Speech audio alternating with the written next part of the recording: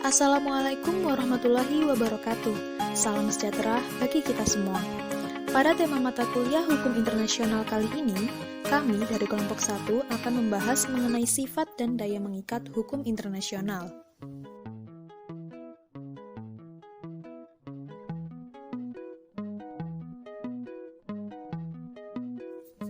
A. Sifat hukum internasional.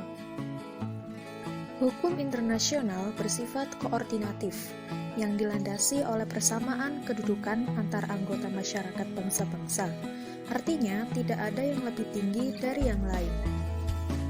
Yang tertinggi dalam struktur masyarakat internasional adalah masyarakat internasional itu sendiri, serta tidak ada badan supranasional ataupun pemerintahan dunia atau world government yang memiliki kewenangan membuat sekaligus memaksakan berlakunya suatu aturan internasional. B. Daya mengikat hukum internasional.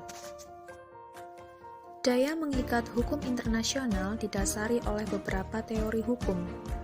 Beberapa teori tersebut adalah: yang pertama, teori hukum alam.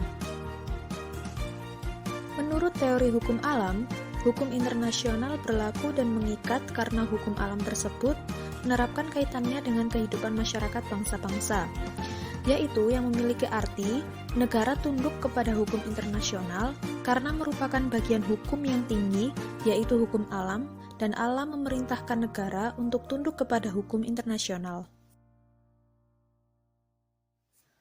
Tokoh dari teori hukum alam yaitu salah satunya adalah Hugo Grotius dan Emmerich Vattel.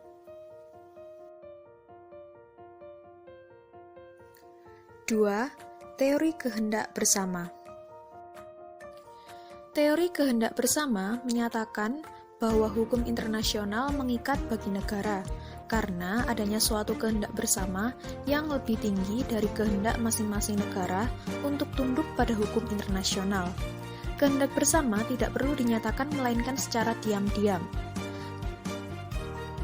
Tokoh dari teori kehendak bersama yaitu Triepel atau Heinrich Triepel dan Chors. 3. Teori mazhab Prancis.